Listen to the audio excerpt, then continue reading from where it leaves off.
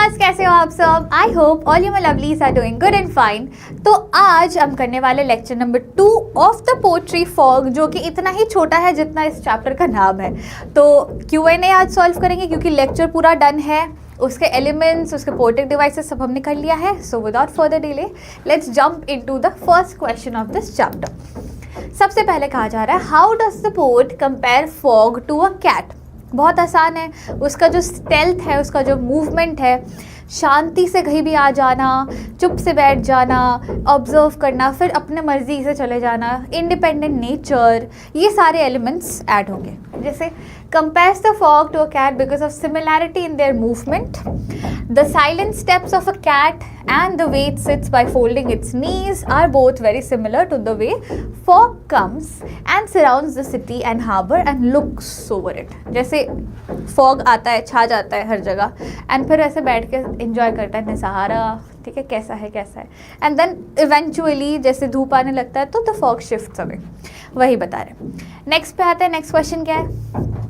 Next question है, what effect does the short structure of the pome fog have on it's meaning? अब ये एक important question है। क्या है कि फॉग का पोएट्री जो है ना, इतना छोटू सा है एंड मल्टीपल लाइन्स में डिवाइडेड है। अब वो चाहते तो 2 सेंटेंसेस में भी खत्म कर सकते थे, बट 2 सेंटेंसेस को 6 लाइन्स में करके रखा है और बहुत छोटू सा है ना। तो उसका मीनिंग क्या है, सिग्निफिकेंस क्या है कि इतना छोटा सा एक होने की? This short and concise size of the poetry helps contribute to the overall meaning of the poem. Short and precise nature creates a clear and focused message.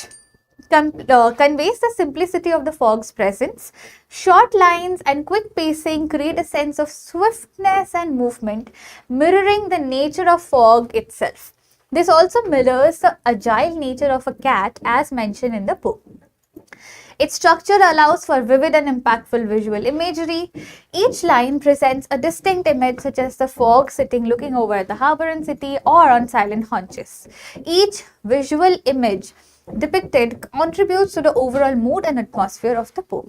आपको मैं आसान शब्दों में इसका मतलब बता देती हूँ कि ये जो शॉर्ट स्ट्रक्चर है ना उसका, and the way the poem flows, it is shown as smooth as the flow या movement of fog and cat.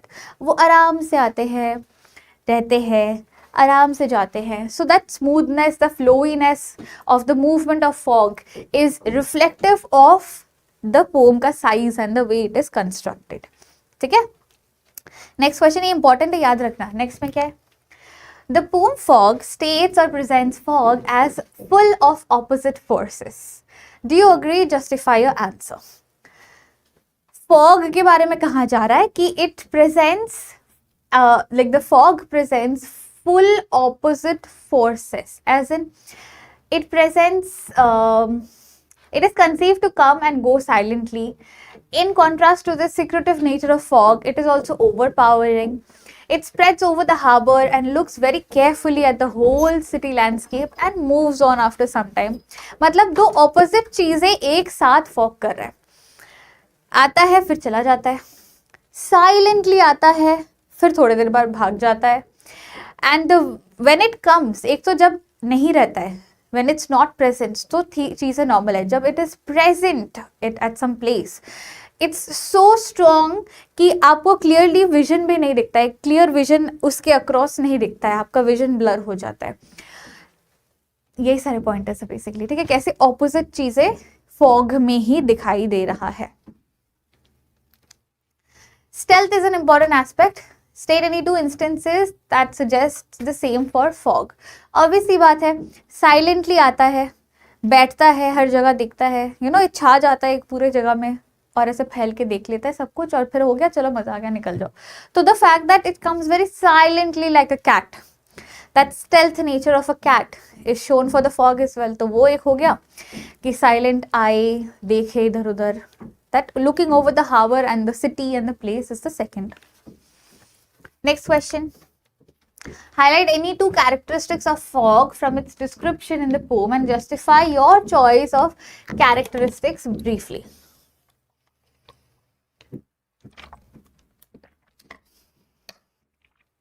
सबसे पहला, 2 characteristics of fog पोम से निकालना है। नंबर 1, स्टेल्थ के साथ साइलेंटली एकदम आराम आराम से आते हैं, बिना किसी को बताए सडनली आ जाते हैं। ठीक है, किसी को बोलते नहीं है, कोई ढिंडोरा नहीं पीटते कि अरे मैं आ रहा हूँ ढिंग चिकी नहीं करते हैं, सीधा आ जाते हैं। ठीक है, एंड देन वैसे ही एकदम शांति से बिना लोगों को बताए चले जाते हैं। And this is the characteristic कि it comes and it goes without telling people, very silently, very stealthily. And second, it just sits over a place, जहाँ आते हैं वहाँ रह जाते हैं, stays there for a while, looking at the people, city and all the landscapes, और फिर धीरे से चले जाते हैं। And as readers, we are not aware of its creation or the reason for its leaving. हमें नहीं समझ आता कि वो आ ही क्यों रहा है और जा ही क्यों रहा है, मतलब आने का कारण क्या है उसका और जा भी क्यों रहा है अभी। We don't really get it. Next question. Is the fog portrayed as a resident of the city or as an outsider? Support your answer with 2 such references from the poem Fog. बहुत आसान है, पूछ रहे हैं कि fog को हम हमारे शहर के ही एक इंसान के हिसाब से मान सकते हैं, या can we consider fog as resident of our city, या वी कैन से कि ये एक बाहरी कोई इंसान है, आउटसाइडर है जो हमारे जगह पे आता है। तो I will consider it as an outsider, क्योंकि वो हमारे साथ तो नहीं रहता, रैंडमली कभी आ जाता है और फिर चला जाता है बिना बताए, दोनों ही बिना बताए, आए भी बिना बताए, जा भी रहे बिना बताए, तो मेरे लिए इट्स एन आउटसाइडर। ठीक है, नेक्स्ट क्वेश्चन देखते चलो। Next question says difficulties come but they do not stay forever, they come and go. Comment on this statement by referring to the poem Fog. जैसे प्रॉब्लम्स होती है ना हमारे life में, ये बात मैंने बताया था फर्स्ट लेक्चर में, मुझे याद नहीं आ रहा, नहीं भी बताया भी होगा तो वापस से सुन लो। यहाँ फॉग का ना एक छोटू सा कंपैरिजन और भी है with the problems of our life. ठीक है, ये ध्यान से सुनना। ये कहा जा रहा है कि जैसे हमारे लाइफ में हम हर टाइम खुश तो नहीं रहते, कुछ ना कुछ प्रॉब्लम्स आते हैं हमारे लाइफ में, थोड़ी देर के लिए वो प्रॉब्लम रहते हैं टू सी कि हम उसे ओवरकम कर पा रहे हैं, कि हम उन प्रॉब्लम के बोझ तले दब जा रहे हैं, और फिर थोड़ी देर बाद वो प्रॉब्लम चला जाता है ना, है ना, है ना। वैसे ही फॉग भी होता है। तो यहाँ पे फॉग के साथ प्रॉब्लम्स इन आवर लाइफ को भी कंपेयर किया जा रहा है। ठीक है, ये याद रखना। And thus comes this question कि difficulties in life they come and go but do not stay forever, and इसे fog के साथ कैसे कंपेयर किया जा रहा है। सेम वही बात है कि fog अपने मर्जी से आते हैं, ऐसा नहीं कि हमने बोला fog भाई साहब प्लीज आ जाओ तो वो आ गए, fog भाई साहब प्लीज आ जाओ, मत आना प्लीज प्लीज, बहुत काम है, लॉन्ग ड्राइव पे भी जाना है, मत आना, तो वो बोलते हैं अच्छा ठीक है, रिक्वेस्ट किया तो चलो, आशीर्वाद दे दिया, नहीं आएंगे। ऐसा तो नहीं होता। फॉग इंडिपेंडेंटली अपने मर्जी के हिसाब से आते हैं और जाते हैं। वैसे ही प्रॉब्लम्स जब हमारे लाइफ में आते हैं ना, मुझे तो कभी कभी ऐसा लगता है मैं ऐसे खड़ी हुई हूँ, प्रॉब्लम सोचा अरे ये तो अकेली है, चलो मतलब कितना ही सिंगल हो सकता है एक बंदा, ये तो अकेली है, चलो इसके लाइफ में आ जाते हैं। तो एक प्रॉब्लम यहाँ से आ जाता है, दूसरा प्रॉब्लम ऊपर से आ जाता है, तीसरा प्रॉब्लम इस साइड से आ जाता है, चौथा ऊपर से, पांचवा पीछे से, सारे प्रॉब्लम्स आते हैं। मैं ऐसे अकेली थी, अभी मैं प्रॉब्लम्स के साथ एक साथ खड़ी हुई रहती हूँ, hi hi I am not single anymore, ऐसा लगता है फिर, है ना। तो एनीवेज वही कहा जा रहा है कि प्रॉब्लम्स भी अपने मर्जी से इंडिपेंडेंटली रैंडमली आ जाते हैं हमारे पास, फिर थोड़ी देर रहते हैं। जैसे फॉग का होता है ना, वो छा जाता है एक जगह पे तो थोड़ी देर रहता है वो फॉग, वैसे ही प्रॉब्लम्स आ जाते हैं अपने लाइफ में तो थोड़ी देर रहते हैं कि थोड़ा सा इसको कूट दे, थोड़ा सा इसका जीना मुश्किल कर दे मुश्किल जीना प्रॉब्लम्स हमारा, है ना। तो रह के थोड़ा प्रॉब्लमैटिक कर देते हैं सिनेरियो को, और फिर जब उन्हें लगता है कि आई गेस इस बार के लिए काफी परेशान कर दिया है, चलो दूसरी बारी आएंगे, अभी चलते हैं, चलो बाय, रह लो अपनी सिंगल जिंदगी करके निकल गए। तो इट्स लाइक दैट, फॉग के बारे में ऐसा कहा जा रहा है, ठीक है, कि वो भी प्रॉब्लम्स की तरह ही है, अपने मर्जी से आते हैं, रहते हैं, फिर अपने मर्जी से चले जाते हैं जब उन्हें मन करे। ऑल्सो क्योंकि ये प्रॉब्लम्स डिफिकल्टीज के बारे में क्वेश्चन है, तो थोड़ा उसे एक्सप्लेन करना कि प्रॉब्लम्स को देख के हम कभी हार मान जाते हैं, कुछ लोग फाइट करते हैं, ओवरकम करते हैं, कुछ लोग हार मान जाते हैं, उस प्रॉब्लम के बोझ ढले चप जाते हैं, खुद को उस प्रॉब्लम के साथ फेस करने के लिए खुद को उतना स्ट्रांग नहीं कर पाते हैं. सो यू नो, ऐसे थोड़े मॉरल लाइंस ऐड करना कि we should make ourselves strong, we should learn how to fight with the problems as they do not stay with us forever, we need to overcome them and blah blah blah.